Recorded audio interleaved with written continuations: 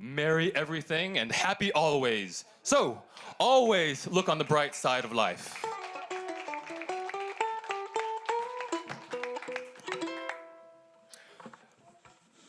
Some things in life are bad, they can really make you mad. Other things just make you swear and curse. When you're chewing on life's whistle, don't grumble, give a whistle, and this'll help things turn out for the best. And always look on the bright side of life. Come on, sing along, everybody. Come on. Always look on, dance around if you want to, of life.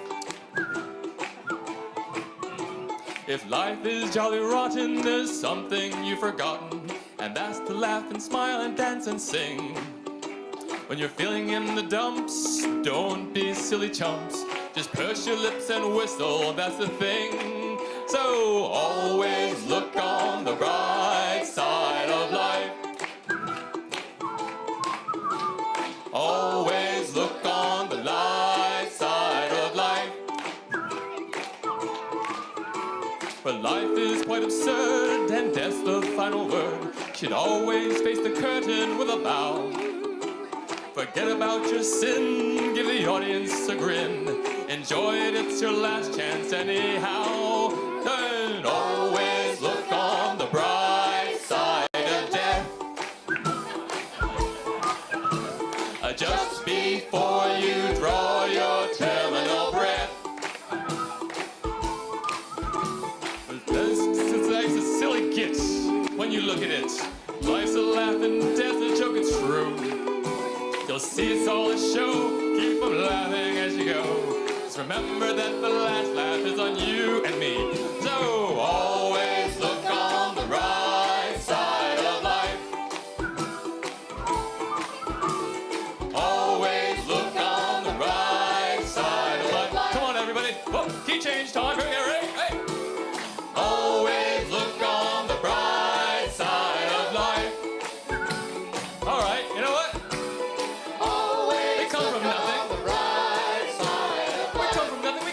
Nothing. What have you got to lose? Absolutely nothing. We have one life to live. And this is it. In support of each other, Sunday Assembly Nashville coming at you and you and you. Hey, you guys sing something. Hey, give it there. Come on. Let's hear it. Always look on the bright side of life. Don't forget to join us for fellowship and fun at Blackstone afterwards. Look on the bright side of life. You've only got a few more chances of singing it with us today. Ready? Always look on. One more after this side of life. Here we go. This is it. This is it. One more time. Woo. Always look on the bright side of life. Thank you very much. From Sunday Assembly Nashville to you and yours, happy everything.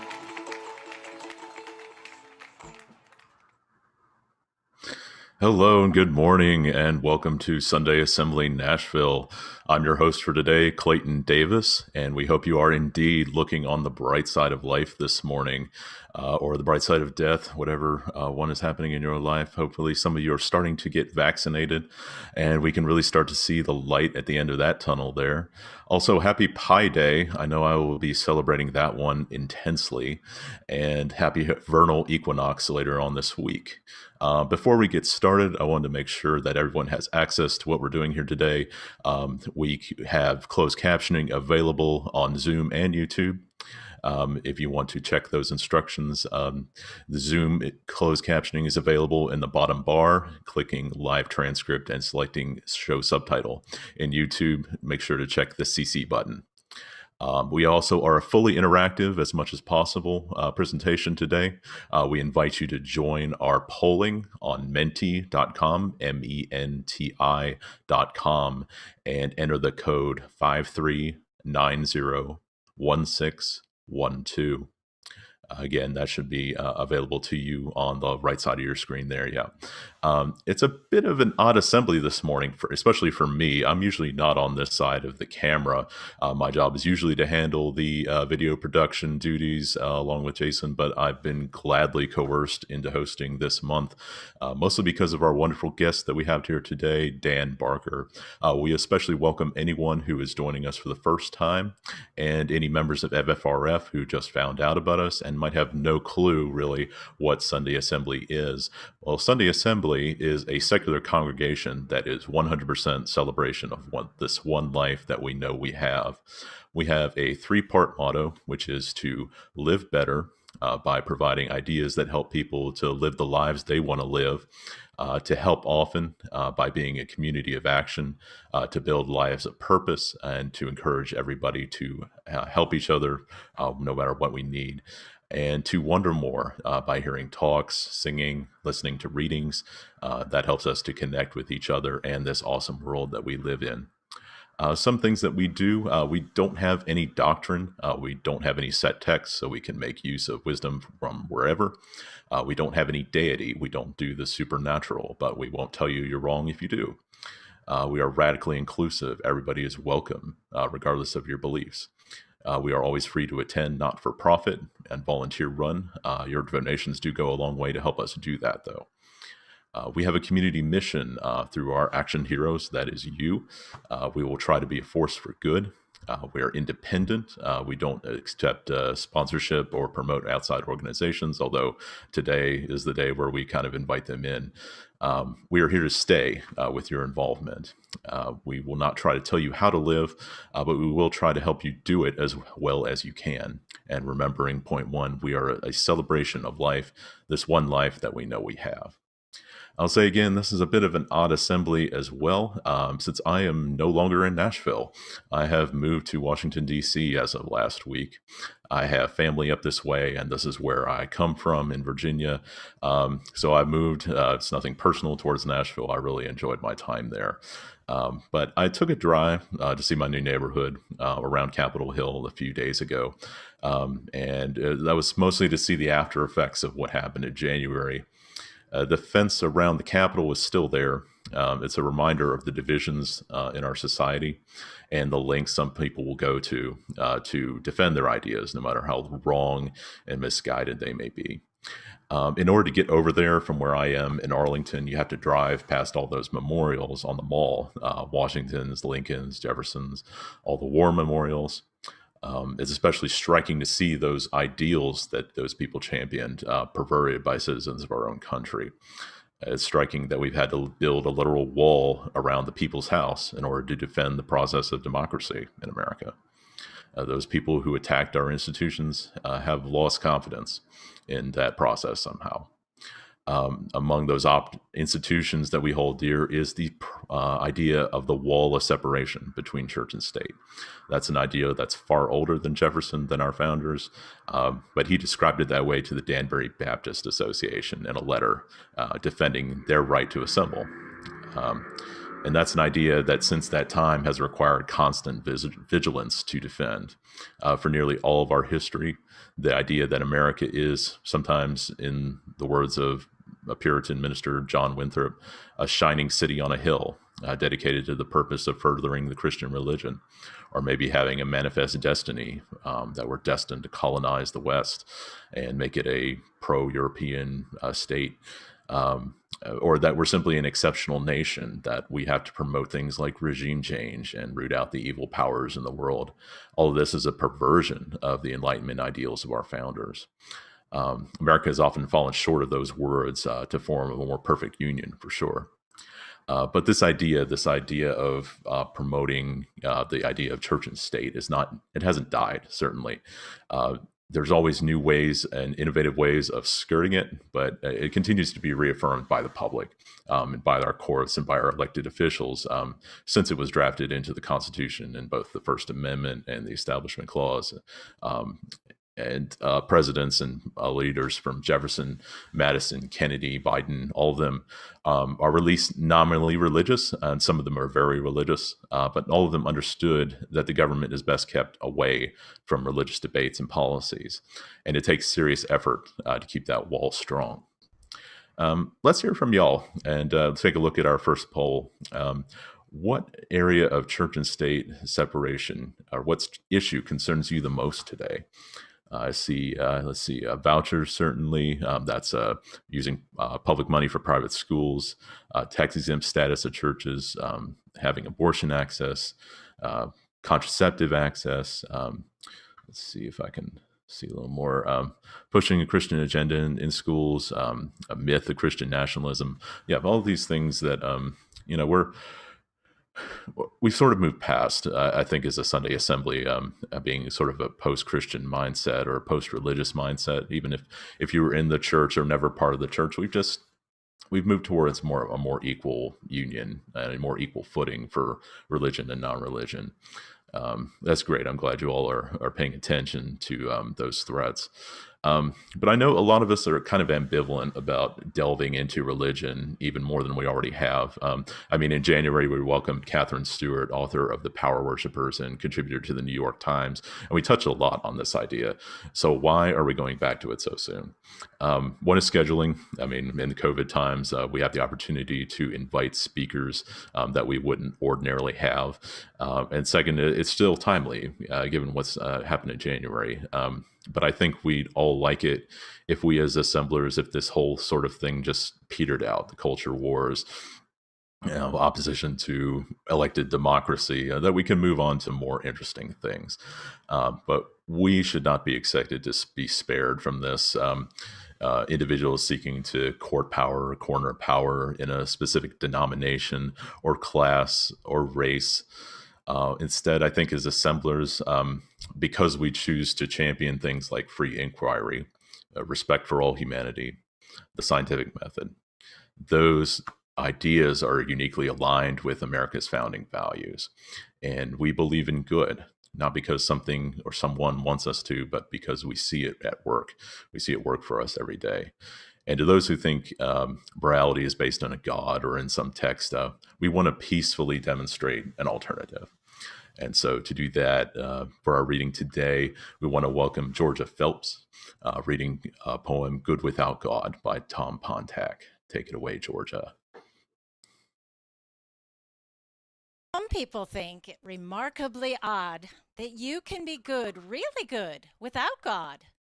Some people take a particular view that you must be Christian or Muslim or Jew, or hold, we are told, to some holy belief, ere our sinful self rise up and bring us to grief.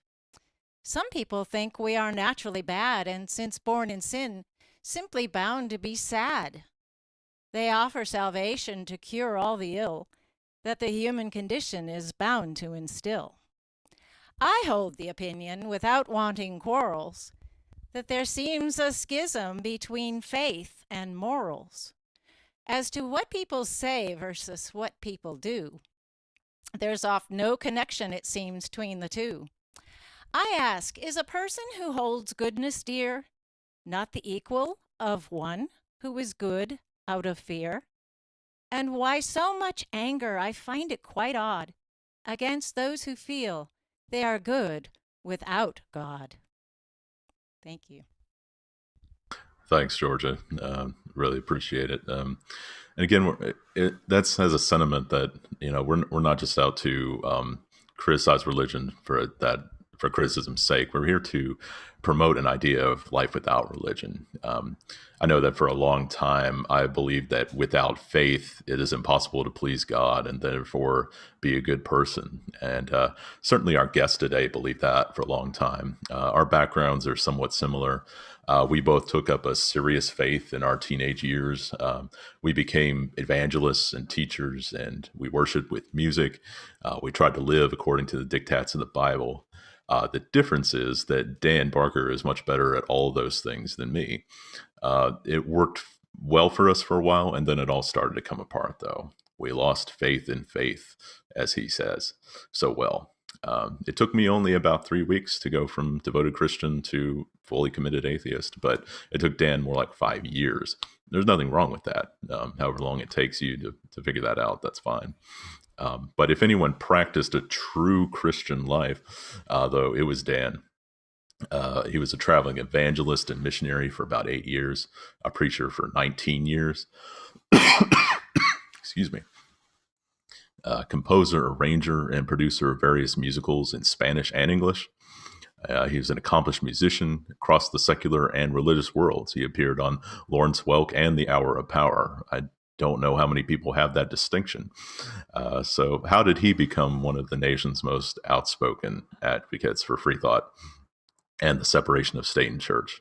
That's what he's here to talk about. Please welcome the co-president of the Freedom from Religion Foundation, Dan Barker. Take it away, Dan. Thank you, Clayton. And thank you, Sunday Assembly. I did not appear on Lawrence Welk. I played the piano for Jimmy Roberts, who was a Lawrence Welk singer. He and I toured the country, and so it was kind of like a quasi Lawrence Welk show, but I was his pianist for a while. And he was a nice guy. Close enough. Yeah. But yes, I did. One of my songs was performed on The Hour of Power. I wrote a song in the 70s called There Is One. And I only know about that because later I got some royalties from ASCAP that says where it was performed. I wish I could have seen it live. That would have been fun. But yeah, I was a Christian. Yeah. I was a Christian songwriter, and I was a preacher. And as you mentioned, in 1983, after 19 years of preaching, and after 4 or 5 years of thinking and agonizing reevaluation, I became an atheist. Left it all behind. In 1984, I announced it to everybody. I sent out a letter, and you can read that letter in my book, Godless, which tells the whole story. In the foreword to the book, Richard Dawkins wrote the foreword. He said, Dan Barker was not just a preacher. He was the kind of preacher you would not want to sit next to on a bus. I was that guy. I was like, I would turn to you and say, there's a purpose for your life and you're going through some struggles. I was the guy on campus carrying my Bible around, hoping that you would see the love of Christ in my eyes and want to have that special thing that I had. You were probably doing the same thing, Clayton. So we were, you don't have to be ordained to be a minister. I was ordained. I was an associate pastor in 3 different California churches. I was a missionary to Mexico for about 2 years total. And I did a lot of music and ministry in Spanish-speaking countries, especially with Manuel Bonilla, who probably still is the leading Spanish-speaking Christian recording artist in the world in about 15 countries. He and I produced a bunch of albums for children, which were groundbreaking at the time. It was really hard to find a children's choir in Los Angeles that could sing well. And we really worked hard, but we finally found a great group. We auditioned them, and that was really a lot of fun. And you can see a lot of those online. You can hear my voice and hear my piano and my arrangements and some of the songs I wrote. If you look up Manuel Bonilla, and he's got animated cartoons up there. But in 1983, I realized that everything I believed and preached is just not true. The phrase I like to use is, I threw out the bathwater and I said, hey, there's no baby there. There's just, all of the Bible that I used to believe in was more figurative, more metaphorical. Even Jesus made up stories. The prodigal son, the parable of the Good Samaritan, those are stories that may or may not have been true stories. There probably never was a prodigal son. He didn't give him a name, right? So if Jesus can make up or pass on stories that are not necessarily historically true, but they're stories that have a moral tale, and the importance of the stories is not whether there actually was a prodigal son, as if that would invalidate the moral import of the parable. The importance was the message that it's giving. So with those parables that Jesus could freely make up and put down in there in the Bible, a lot of people think that the story of Adam and Eve were also just non-historical persons, that was just a big parable. And I got to thinking as I was preaching, well, how do I know? Was there really an Adam and Eve? Does it matter? If it didn't matter to Jesus, if it was historical, if it's just a story, the ancient Israelites could have been making up this story that they even knew everybody would not believe. They even knew that it would be a metaphorical thing, but it was the importance, it was the moral fall of the human race, all of that kind of stuff. And after a while, I thought, well, where do you draw the line? What part of the Bible is actually true, and what part is metaphorical? Where is that line? If the prodigal son is a parable, and if Adam and Eve are a metaphor, then what other character in the Bible might have been just a big figure of speech? Maybe Yahweh, maybe God himself, maybe the whole thing is just one big allegorical thing to give meaning to human life. Maybe they were well-intentioned. Maybe they knew they were making it up, and nobody thought they were lying. It was just this big story they were all telling. So gradually I thought, well, you know what? Then that means that there really is no Yahweh. There really is no God. And I became this kind of brand new baby atheist in the summer of 1983. Although it took me about 4 or 5 more months to stop preaching. And that was weird. I was preaching as an atheist for about maybe 4 months up until December of that year. In 84, I sent out a letter to everybody and broke it off. And then I joined the Freedom from Religion Foundation right away. And I had an article in the very first volume of Freethought Today in that year, 1984. And then in 1985, I did my first debate as an atheist. And since then, I've done 137 debates. I really love debates. They're fun. A formal, moderated, in public debate, before an audience who's judging whether you did a good job or not. I've done 137 of those since 1985. But the very first debate I did was in Nashville, Tennessee. It was Dr. Rubel Shelley. He was the pastor. Maybe he still is. He's still there, maybe, at Woodmont Hills Church of Christ. It was a non-instrumental church. No piano, which to me was really odd because I'm a pianist. And so we did this debate, and then he and I did 2 or 3 more debates in Nashville at his big church there. One of them was in 1990. What was the year of Columbine? Was that 99? Whatever that was. It was the day after Columbine. And they had armed police in their church there in Nashville because all these high schoolers had been killed. And so here's an atheist coming to Nashville, and there's going to be a whole bunch of people. So they had police with guns in the church. And nothing happened except that my books that were at the display table in the back of the church, they were stolen. Somebody stole my books, so I couldn't sell or display anything after that debate. So I like Nashville. It's a great town. And my family generations back had Southern roots, so I still feel kind of a soft spot for Nashville, Tennessee. My book Godless came out and tells that story. And you can read about it, Godless, how an evangelical preacher became one of America's leading atheists. And then as I joined the Freedom from Religion Foundation, I was hired in 1987 as PR director. And the Freedom from Religion Foundation is not specifically an atheist group. We use the term free thought and free thinker, which is like an umbrella term for non-believers, atheists, agnostics, skeptics, secular humanists, deists. We have some Buddhists. We even have some liberal Jews and liberal believers who want to keep state and church separate. So most of our members, I think about 80% call themselves atheists, but we don't care. It's not like we're a creed. It's kind of like your Sunday assembly. You don't care what people call themselves. One of the jokes we have around our office is that we don't care what label you use. We all disbelieve in the same God. So that doesn't even matter.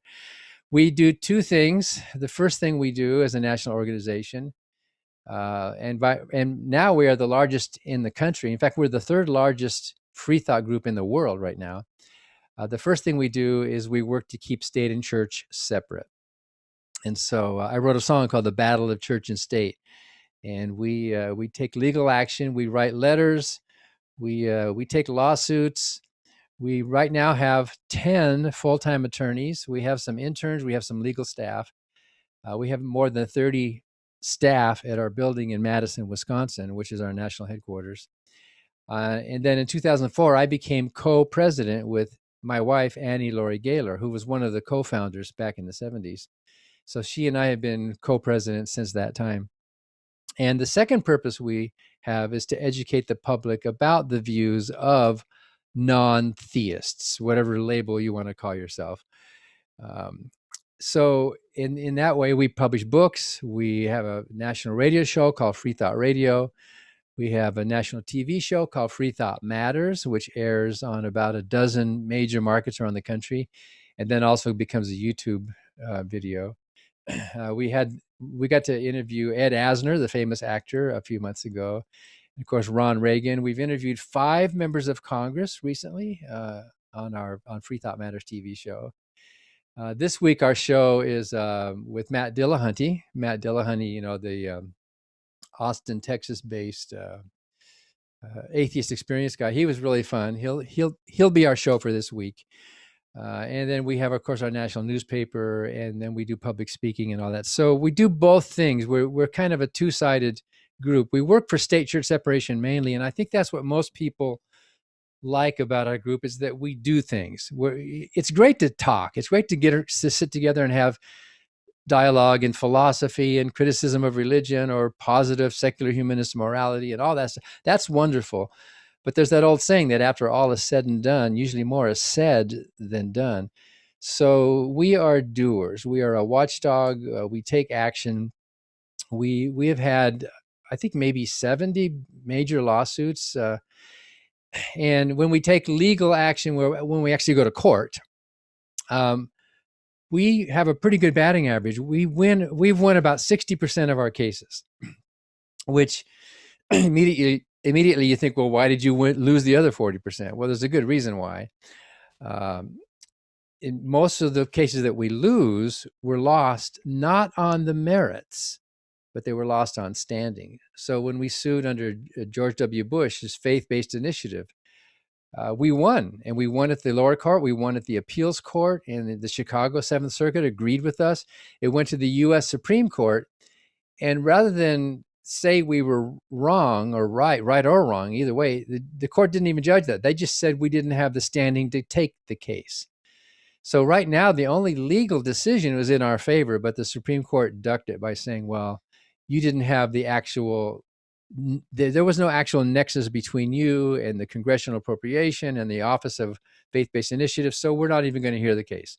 So we often lose on standing, which is really painful because we want a decision. We want the court to say, yes, we're right, or no. We want the court to say, yes or no, this is right or wrong. Occasionally, we have had a no decision. And I want to talk about one right now. We sue high schools, we sue mayors, we sue governor. We're suing the governor of Texas over free speech. He allowed a nativity scene in the state capitol, but he took down our secular memorial to the Bill of Rights on December 15th.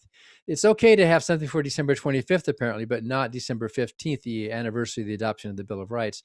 We had a sign that had some of the founding fathers and the Statue of Liberty adoring not a baby in the manger, but the Bill of Rights in a manger, the birth of the Bill of Rights. The governor took that down. We sued, and we are winning, and we are continuing to win. And at the current level, the court sent to a lower court saying that you need a stronger decision. I mean, the governor broke the law. The governor was violating our free speech. So that's Governor Greg Abbott. And we've sued county executives over chaplains, especially in the schools. The schools is a big part of our lawsuits. But let me just talk about one case that we lost, that we're actually going to end up winning. I'm pretty sure. I'll tell you this. The U.S. House of Representatives and the Senate, they each have a chaplain. And we don't think there should be a chaplain, but there is. The House can make its rules, and the Constitution allows for the legislature to appoint its officers. It doesn't say that the officer cannot be a chaplain, so they have an officer. And a few years ago, my representative here in Madison, Wisconsin, Mark Pocan, asked the chaplain of the U.S. House if I could be allowed to come into the House to open a session of Congress with a secular, non-theistic invocation instead of a prayer. because it's always some kind of a prayer to a higher power in that. And this just wasn't a fluke. Mark Pocan represents our district, which right now, Dane County, where I live right now, is 54% non-religious, which is pretty amazing compared to the rest of the country, which is about 25%. This county right here is pretty amazing. It's a great place to live. In fact, I'm looking down the street right now, and there's a lot of our neighbors. There's probably 3 or 4 atheists down the street, but even the religious families here in Madison, we all march in the same marches. They're all so liberal. We don't care. This is a great town to live in because we really care about human rights. So he asked the chaplain, and the chaplain of the House and of the Senate, and by the way, those 2 chaplains are costing about $800,000 a year to do what? Just to open the session with like a 60 to 90 second prayer to a higher power, which nobody goes to. So the chaplains are allowed to invite a guest chaplain in. So the chaplain himself or herself, it's now a woman for the first time since Biden's inauguration. About a fourth of the time, they allow a guest chaplain to come in. Not just anybody. You and I can't just go and say, hey, I want to be a guest chaplain. It's at the pleasure of the members of Congress. So, for example, when Senator Feingold became a senator, one of the first things he did was he invited his sister, who's a chaplain, to come in to be a guest chaplain for the day, which is kind of a prestigious thing. She can go back to her synagogue and say, I opened Congress with a prayer. And so that happens all the time. And so there's all these guest chaplains through history. About a fourth of the time, they're almost always Christian, but there have been some Muslims and some Jews and some others. There's never been an atheist give an invocation or a prayer. So Mark Pocan asked Father Patrick Conroy, a Roman Catholic chaplain of the U.S. House of Representatives, if I could be a guest chaplain on his behalf.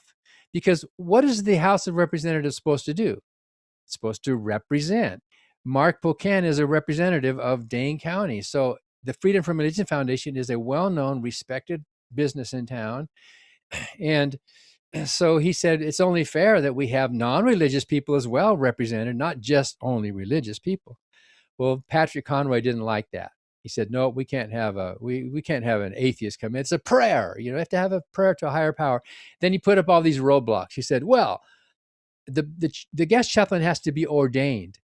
So I produced my ordination from when I was a minister. And in fact, I've been using that same ordination for decades to perform humanist weddings all over the country in many different states, not just in California, but all over. In fact, here in Dane County, I've used it 6 or 8 or 10 times to perform secular humanist weddings. And I'm Minister Barker, as what I have. So I've been using that ordination.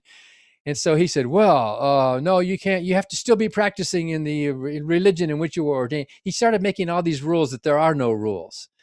And in fact, we went back and looked and we found that, well, there were a whole lot of people who have opened Congress who were not ordained. There was a gospel singer named Amy something. She wasn't our minister. She was just invited to come in. And there were retired ministers who were no longer practicing. And then he said, well, no, Dan Barker can't do it because you have to address a higher power. So I said, okay, let me submit to you the draft of my invocation in which I do address a higher power, the higher power of reason and kindness in the minds of the legislators. We are a human species. There's no supernatural one, but we do have a higher power. We expect our government to be a higher power, although some of them have disappointed us in that regards. And so he kept putting up the roadblocks. He kept saying no. He kept putting up these pretexts. And so we sued.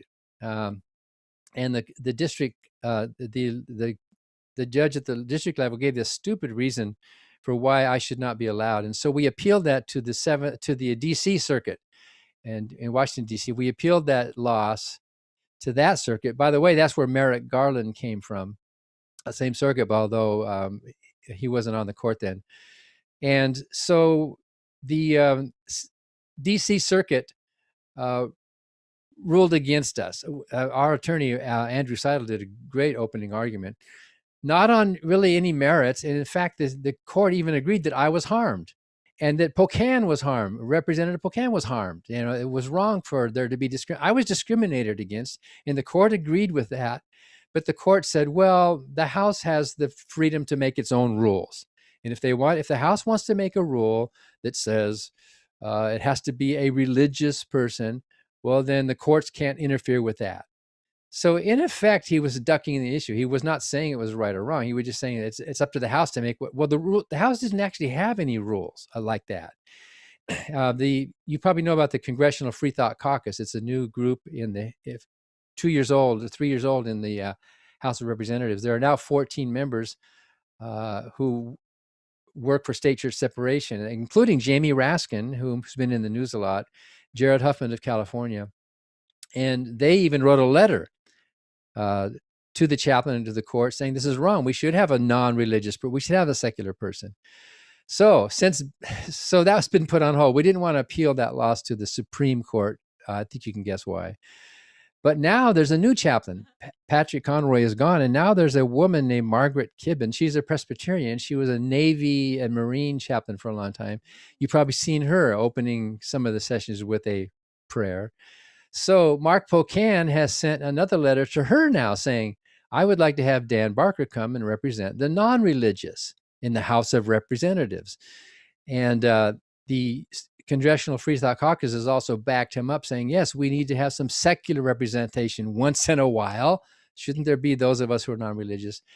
And we're waiting to hear. And the last that we heard, we have a lobbyist named Mark Dan who actually lives in DC. The last we heard was that it's not been turned down, but there are a lot of local DC people who are asking to be guest chaplains, and they're in the front of the line. So we are waiting right now. We might get a victory. We might have the first atheist invocation in history pretty soon. Who knows when? I'm hoping I can jump on a plane one of these days. That would be really a blast. And, invoking the higher power of the wisdom of reason and of kindness and the importance of the separation of church and state. We have, as I mentioned, we have a full-time lobbyist, and we call it Strategic Response.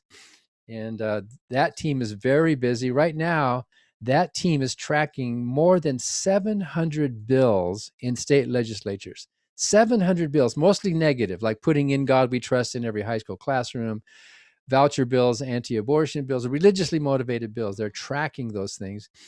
And so we have an action alert that we send out to members, and you might be a member of ours and you might get it. If something's happening in Tennessee, we might send you an email saying, please contact so-and-so on this bill and tell them what you think. So the Freedom from Religion Foundation, we believe there can be no religious freedom without the freedom to dissent. We are a country of dissent. Our whole country was a rebellion. We had a revolutionary war. We dissented. We said no. We kicked out the king and the master and the Lord and the sovereign, and we said we're going to think for ourselves. So we think our group is continuing that proud American tradition of being a dissenter against religious oppression and the mixing of religion and government. So I used to be a preacher. I could talk for hours and hours. Maybe some of you might know that the word reverend is a typo. The word reverend, the first letter used to be an N. So I'll end with that. Thanks. Yes. Yeah, that's fantastic, Dan. Just the work continues, right? And the necessity of what you all are doing at FFRF never seems to abate, does it? I might ask before we get any official questions, do you think your job is getting easier or harder? I know there's new organs springing up, like the Freethought Caucus and the chaplaincy changing a bit, but compared to where you started, is it getting better or worse? Well, in most ways, it's getting better. Demographics are different now. When I started, we could count maybe, less than 10% that would call themselves non-religious. Today, it's about 25% of the country. So that's changing. Young people are much less religious than they used to be. In fact, people under 30, about at least a third of them are non-religious. So that's making things easier. Although it takes a while for your representatives to catch up. It takes a while for the government to acknowledge, hey, the demographics are changing. That does happen. That's, it's happening with gay rights. Look at how that changed over a few decades. So that's getting easier. The Congressional Freethought Caucus gives us a lot of tools. It gives us some clout. So we can write a letter to the president, or we can write a letter to somebody. But when the Freethought Caucus gets involved and say, we want to support this as well. Well, these are members of Congress behind it. We're looking for our first senator, by the way. And I don't know what the chances are, but I just asked Senator Tammy Baldwin of Wisconsin if she would want to be the first senator to be on the Congressional Freethought Caucus. That would be so cool that we would have her. So and then of course it's easier to communicate with the internet now, and we can send you an action alert right now, and you can contact that person. And then of course with the new administration, Biden is devoutly religious, and he can't help talking about his faith in his God. But people should be judged by their actions, not by their beliefs. And looking at his actions, this next administration is going to have let's just say there will be fewer roadblocks under Biden, it looks like, than there were under Trump. So that's making things a lot easier. Our group is non-political. We have a lot of Democrats. We have libertarians. We have some Republicans. There are atheists in the Republican Party. We have some we even have some anti-abortion atheist members of our group. So it doesn't follow that if you're an atheist, you're necessarily a liberal. But we surveyed our members, and like more than 90% of them are really in support of strong progressive values, at just about every level. Great. Yep. Yeah. We're not a totally uniform caucus here. We have different appeals and different issues that we're working on, and we kind of, the only thing that we have is that we're dissenters, like you said, and we're willing to challenge the prevailing wisdom. Question: does the Freethought Caucus help you get the standing you need to go to the Supreme Court? This is a question about more what does the standing necessarily mean for you when you go to court? So the Freethought Caucus would not help with standing. Standing is your reason, your ability to actually get into court in the first place. And in our system in the United States, in order to have standing, you must have injury. There must have been something done to you. And injury can be actual injury, or it can be financial. In many cases, it's money injury. You've been harmed in some way. Or it can be discrimination. So to get into court, you can't just go into court and say, I don't like this law. You have to go into court as a plaintiff who has suffered some kind of injury in fact. So that's why we lost the Hine decision when we sued over the faith-based initiative. The lower courts thought we had injury because we're taxpayers, and look what our government is doing. But the Supreme Court said, no, just because you're a taxpayer doesn't give you the injury. So, if I had been a prisoner in one of these, states that was having a God pod Jesus thing, and I objected to that, and so I was treated badly because I would not go along, then I would show some kind of injury. Then I could take that injury and go into court. What the Congressional Freethought Caucus helps us with, not always, we can't count on it, they have to decide, but they actually wrote a friend of the court brief to the court in our support in that case over the chaplaincy, because they think it's important, and because they're involved. They are members of Congress who are also participants, and they're seeing all the other members getting to have their religion, and they don't get theirs. By the way, the Freethought Caucus are not all atheists or agnostics. There's actually only one or two who have come out as non-believers. The others are actually very liberal, progressive, religious people. And of course, a lot of religious people are not believers, but they wear religion, you know what I mean? And some of them politically don't want to say they're not believers. They want to still say they go to church, which is one reason why I think Unitarianism is great. Unitarianism makes great cover for a non-believer in Congress. They can say, hey, I'm a member of a church, even though they don't believe in God. But so, yeah, the caucus can also help with connections and networks and who's who and where should we write this letter, or when should we write this letter, or how should we back off? Is it the right time, to approach this? So there's all that level of knowledge of how the government works, which is really, really useful. It's not our caucus, it's our representatives' caucus. They're choosing to do it. Right. but still, and the Congressional Freethought Caucus has been very open and has invited. We've had 2 or 3 sessions with them, inviting the Secular Coalition for America, the Freedom from Religion Foundation, American Atheists, American Humanists, Center for Inquiry, and many other groups. There's a great group right there in D.C. where you are, Clayton. Yes. That's also Watch. involved. They were involved in that, and so we actually have sat down with them, and they have asked us, "What are your concerns?" I mean, that's pretty amazing. That never would have happened 10 years ago. They would sit down with Catholics. They would sit down with, the Hindu. What is your concern? They're now sitting down with us seculars, asking, what items of legislation, what bills do we care about? What should we push? What do we really care? So it's a nice symbiosis going on here. Yeah, that's a good example of people power at work there. Yeah, I'm happy to see my own new congressman Don Byers just joined the Freethought Caucus. And, that's right. Yeah, he's been up here for a long time, but a religious person, and at least was at one time, and is still at least nominally religious. So it works better to work together on these things when government is concerned. Just going it straight alone as maybe an atheist or something isn't gonna tack very well when it comes to consensus. But we know how to work together and how to compromise to get our things done. Let's see, maybe not such a question, but Sunday Assembly is definitely a worldwide organization. We started in London. We have a question for someone from London about the UK census, that there's a big push by the Humanist UK to get people who are not religious to tick the no religion box on their census form rather than their birth religion or the religion of their upbringing. Maybe you know a little bit about that. Yeah, those are great. You've heard of that. Those are great people. They have, I think, the second largest humanist group in the world, next to Norway. Norway has a huge one, and Norway did the same thing like 20 years ago. It's because in some of those countries, they do have a state church. They have a state religion. And 1% of the taxes go to support the state religion. But in Norway, it worked out that, well, yes, 1% goes to the religion, but if that's not your religion, you can designate it to go to your religion. So if you're Jewish, you can check on there that the taxes that go to support religion are going to go to my religion.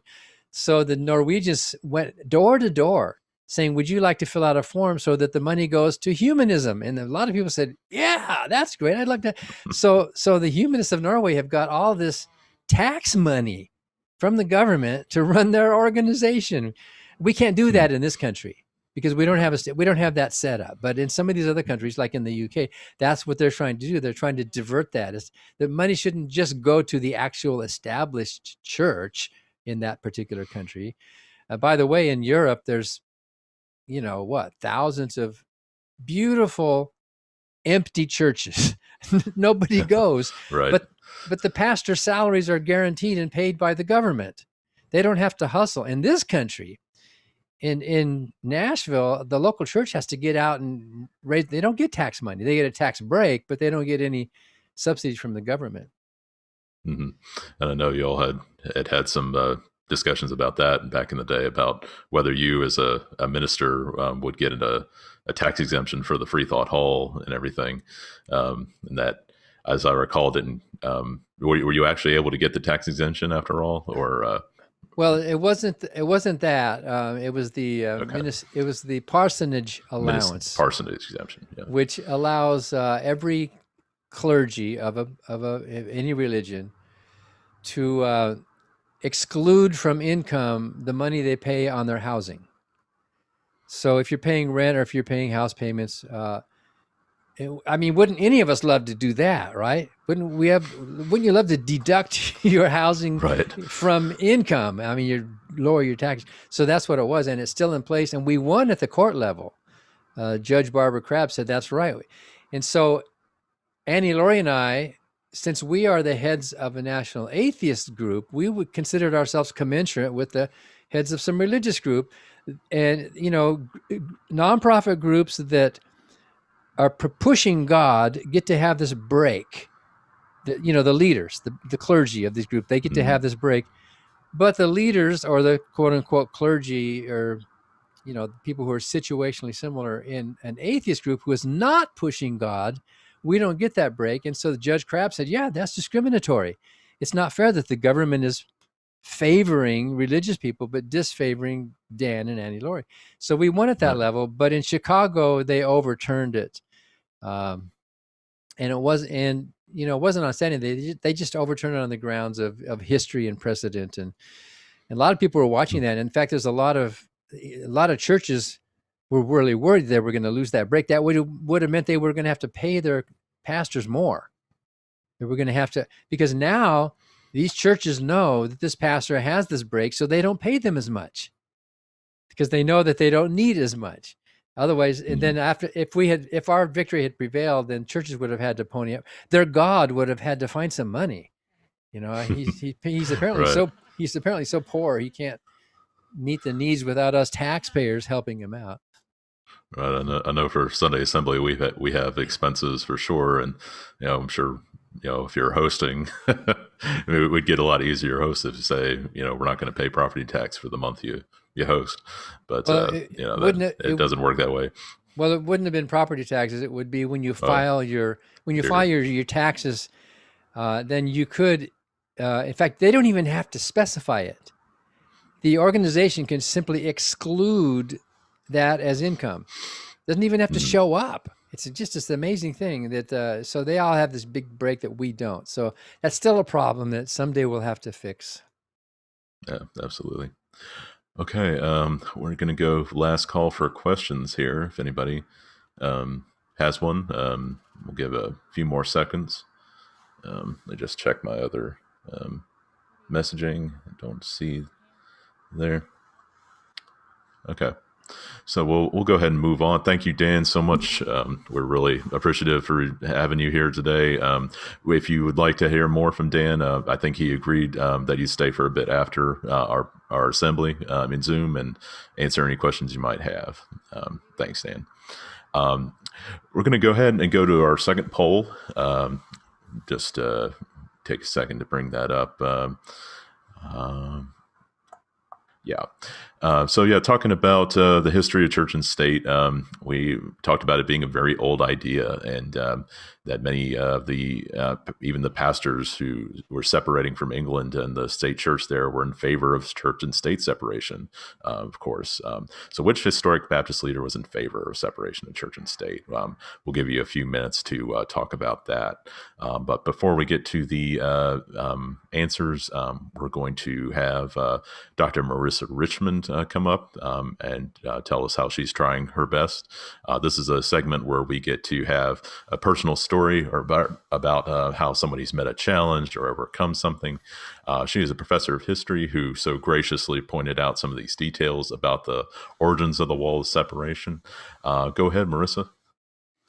Thank you, Clay, and it's good to be back. I've spoken with Sunday Assembly before. I was here just in July. As Dan was just talking about, there's all these bills that are being introduced in state legislatures all around the country. And here in Tennessee, we are seeing a number of those bills. I saw in the chat room, Charles mentioned the Bible is the official state book and school vouchers. In my case, as many of you are well aware, I am openly transgender, and I for years have been fighting for transgender rights. We've often been overlooked and denigrated and demonized, and we're seeing a lot of that all over the country.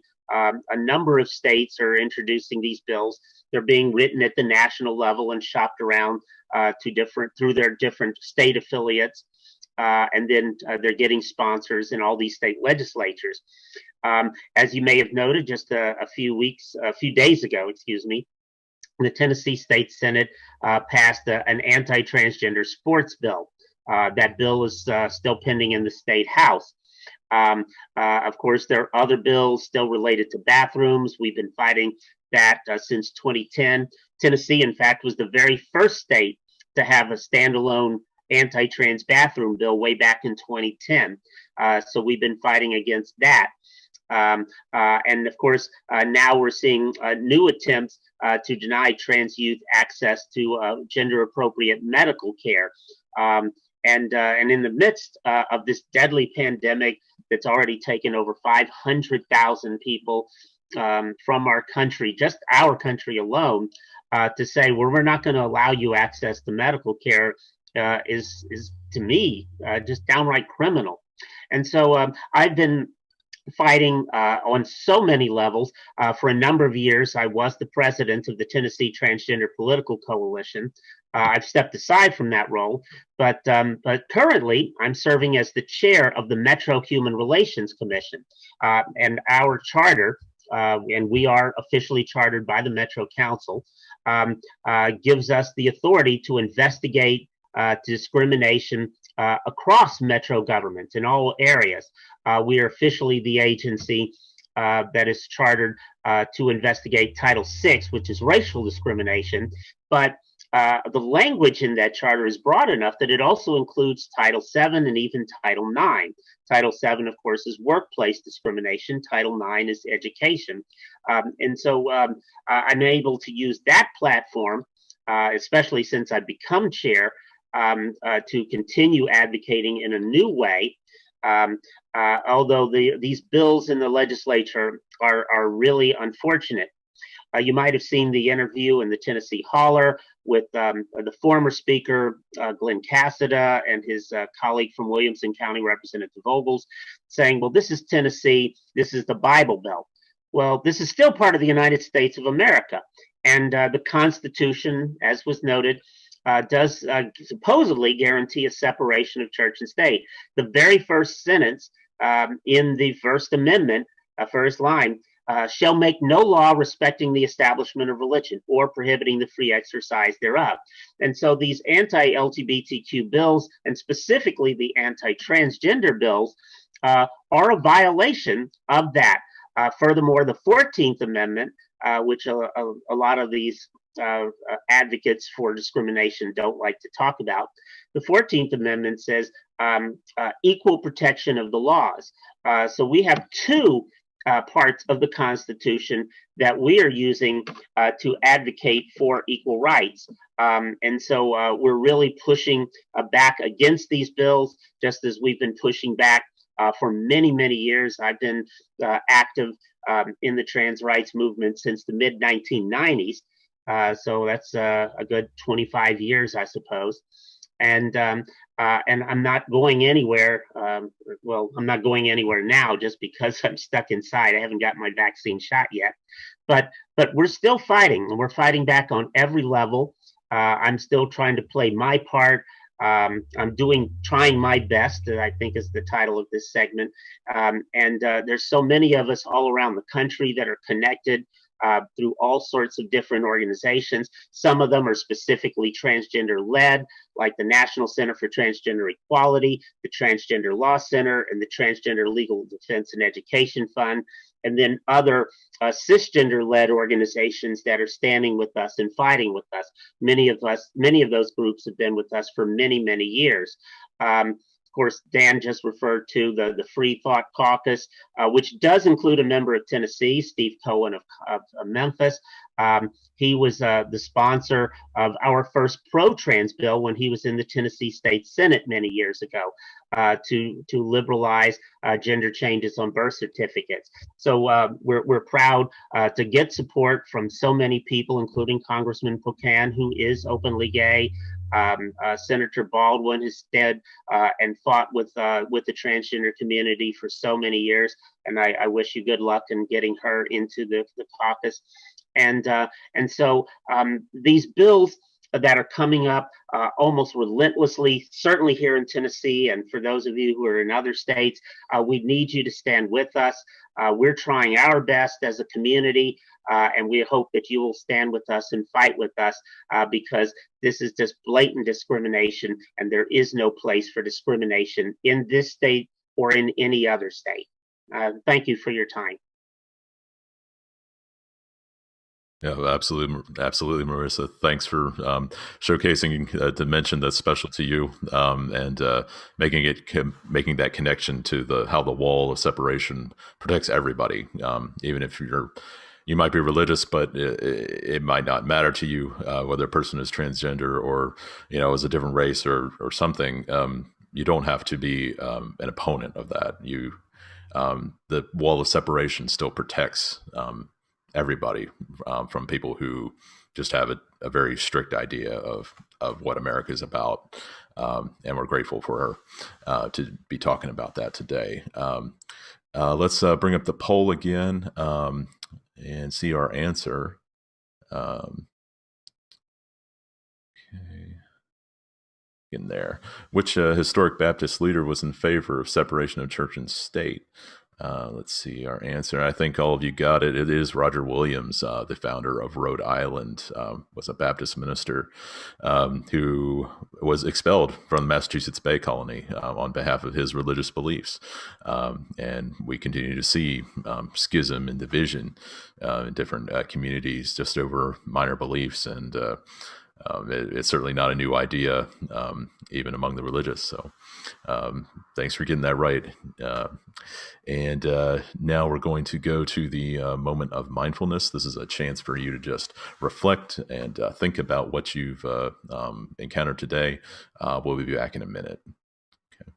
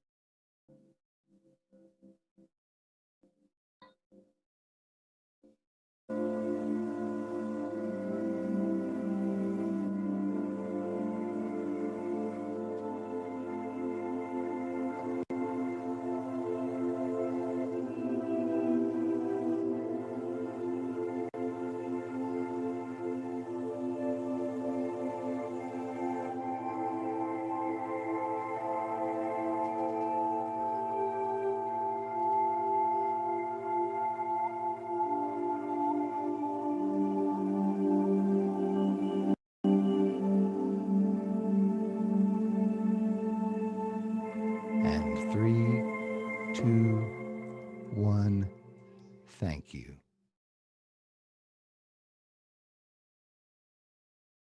Okay, and we'll be happy to bring up our composer and own musician in residence, Steve Phelps, with song.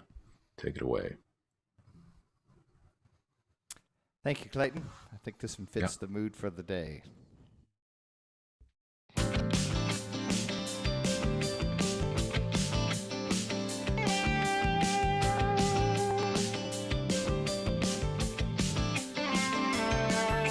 Start the show.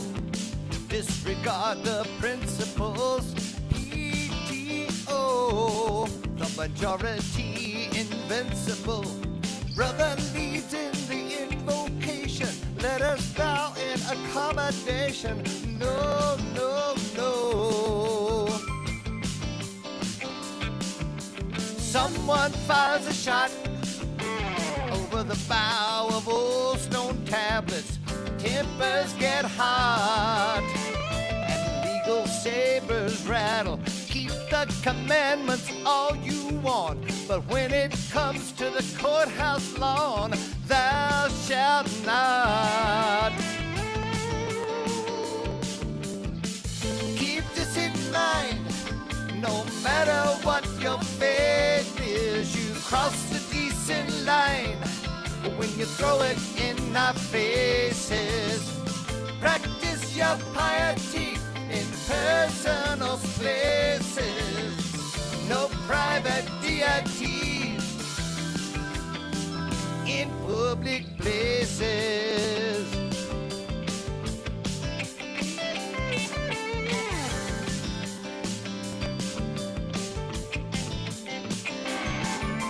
Oh, holy night, trumpets out the ancient myth. Might makes right. 'Tis a season of privilege. Would you still rejoice and sing along if carols celebrated Ramadan? That's what it's like. Keep this in mind.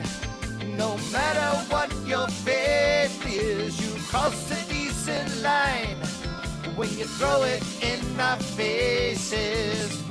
Practice your piety in personal spaces. No private deities in public places.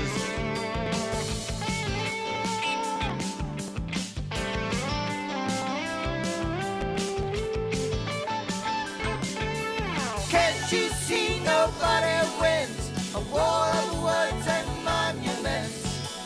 It only drives us apart. There is no state theology, so keep your doctrines and beliefs safe inside your churches and your homes, deep inside your heart.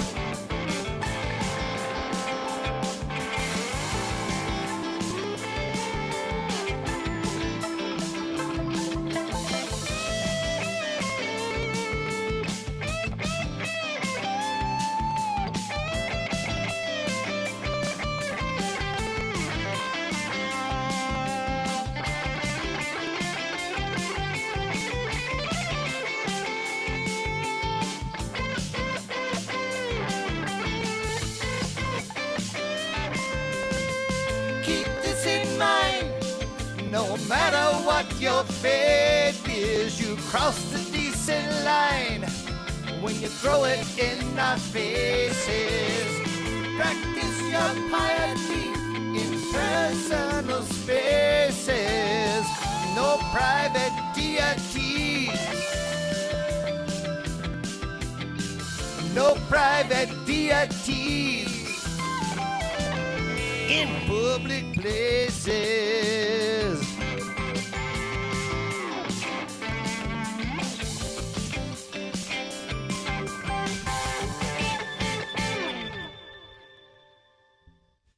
Thanks, guys. That's a heck of a rocker there. Appreciate it. Public places. Let's see. We're going to have a third poll today. Let's see about bringing that up. Again, hitting on what document was used to confirm to trading nations abroad that the USA is not a Christian nation. And of course, we'll give you a bit of time to think about that while we go to announcements. And let's see. Yep. So we've got a few things on the schedule for this month. As always, we do not receive any kind of parsonage exemption or government money to run Sunday Assembly. That's fine. We have a 100% volunteer-led community, and we pay for that with your donations. Again, we don't have a physical location for now. Hopefully that's going to change in a few months, but we do use your donations to pay for things like technology and equipment and rental fees. We do need quite a bit to pull this together every month. So if you feel so led to do so, you can become a sustaining member with a monthly donation, whatever you can give, or make a one-time donation. We'll take it all. Again, that's at SundayAssemblyNashville.com that you can support us. If you'd like to get involved more, do things like host an assembly, sing a song, do a reading. We'd love to have you. If you have any technical expertise, we definitely need people to help run things behind the scenes. So get in touch with one of these people here. They would love to have your help. We hold meetings every month for most of these committees, one or more. It definitely has one every month. The others are pretty much ad hoc, and you can just feel free to contact those people either here on the chat or on Facebook. Hopefully you know where to find us. On social media, I know we are available on Facebook. We have a public page, Sunday Assembly Nashville. that we'd love for you to like and follow. If you are interested in getting more into the nitty gritty of what we talk about, some things that we're ready to let our hair out and talk about necessarily in public, but we have a secret Sunday Assembly Nashville group. Feel free to contact anybody you know who's participating in Sunday Assembly to get access to that. We're also on Twitter at Nash Sunday Assembly and on Instagram. We have another announcement from Brenda. We are having a spring picnic apparently on Easter Sunday at Windmill Hill in Shelby Park. If I knew which week that was, I would tell you. I'm not sure how long it's been since Ash Wednesday, so but the date should definitely be out there. Maybe somebody will give it to me. We'll see. But our next Sunday Assembly, next regularly scheduled Sunday Assembly, is on April 11th. We will have special guest Ito Utini, a soul survivor. She had an interesting background. She's from Africa, and we would love to hear what she has gone through and the unique challenges she's faced as an individual. Let's see, that Easter picnic is on April the 4th, again at Windmill Hill. Okay, I think that's all for us announcements. We will go back to the poll. Yeah, okay. And I think you all studied history as well. Treaty of Tripoli, yeah. That is where, under President John Adams, we affirmed to that the United States is not a Christian religion, is not based on the Christian religion, and takes no offense at having relations with a predominantly Muslim country, for example, as was the case in this treaty. So let's see. And now I think we're all done with announcements. I'll just be giving you a bit of thought to close out here. I want to take you through a bit of my story about how I met Dan Barker, of all things, in the strangest of places, down in Talladega, Alabama. And no, it was not at the racetrack. I was living in Huntsville, Alabama at the time when I left the church, and FFRF had a property down there called Lake Hypatia outside of town. It's a kind of a retreat area with a lake and a meeting hall. And every 4th of July, they invited free thinkers to come on down. Not knowing much about the Freethought movement, I think I was the youngest person there by about 10 years. But I met a ton of great people there, Dan and Annie Laurie, and that was enough to solidify my fledgling atheism. I got the fire when I first went to an American Atheist convention that April, and this was in July. So I was very young and very inexperienced atheist, and that really got me that such a refuge existed in one of the most religious states in the nation. It shows that we're everywhere, and we can make a difference wherever we are. From that point, I got involved in the non-religious community, things like Sunday Assembly, getting petitioning the government for my redress of my grievances. Before this time, I really wasn't a political person, or I was content to be a religious person, and that was enough. I didn't find too many politicians to represent my interests that well. But when I came to believe that this was the only life I was going to live, politics became a little more important to me. I felt that fire in the belly, as I said, as Joseph Smith was fond of saying, not for God, but for a sense of justice, that there were plenty of things wrong enough with this world that would occupy my attention. It wasn't right that people like elected officials were abusing the Constitution to do as they liked, or that religious organizations were skirting the law to deny services to people who believe differently than they did, all in the name of pleasing God. It's certainly not easy to keep mortaring that wall of separation when others are doing their best to blast it down. But I've learned it's not fruitless. We're seeing minds and morals change a lot faster than government policy.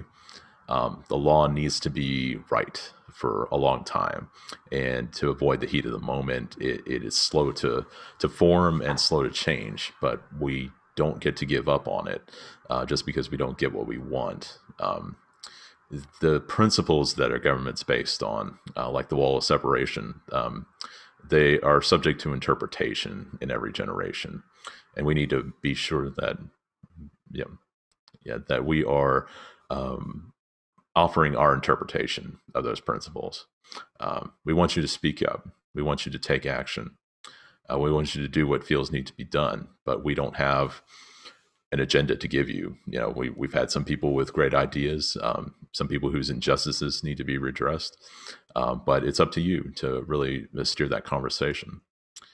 I would say trust the humanity in your fellow humans, even when you disagree with them 100%. We aren't looking for assimilation or unity with everybody, but we are looking for cooperation with the people we call fellow citizens. And to do that, we need you to make an example of being good without God. That's all I have for you today. We're going to hear again from Georgia and Stephen. Thanks for coming out today, and we'll see you next time. All right. Thank you, Clayton. You did a fantastic job today. We're going to close with one you may be pretty familiar with by now, so maybe you're singing along at home. 1, 2, 1, 2, 3, 4.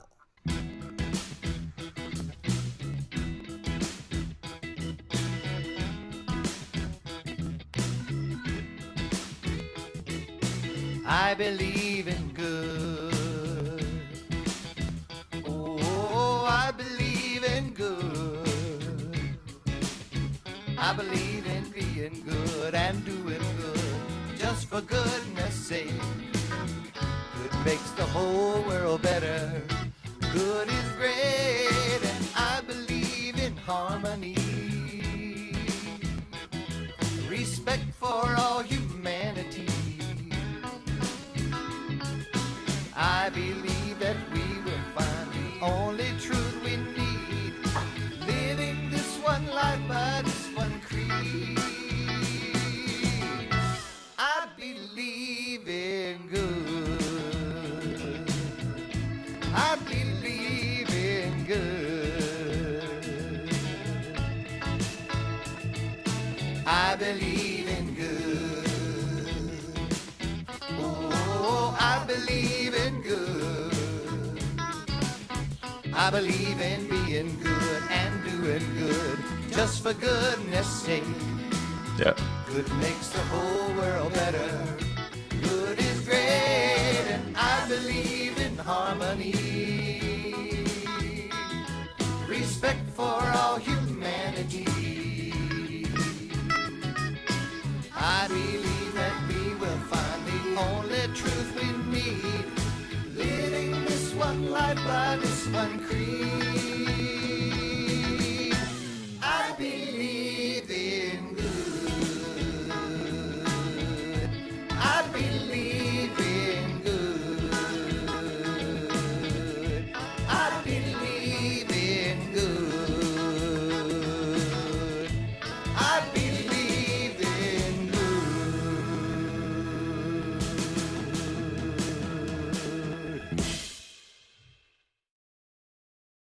Thanks, everyone. We'll see you next time. Bye.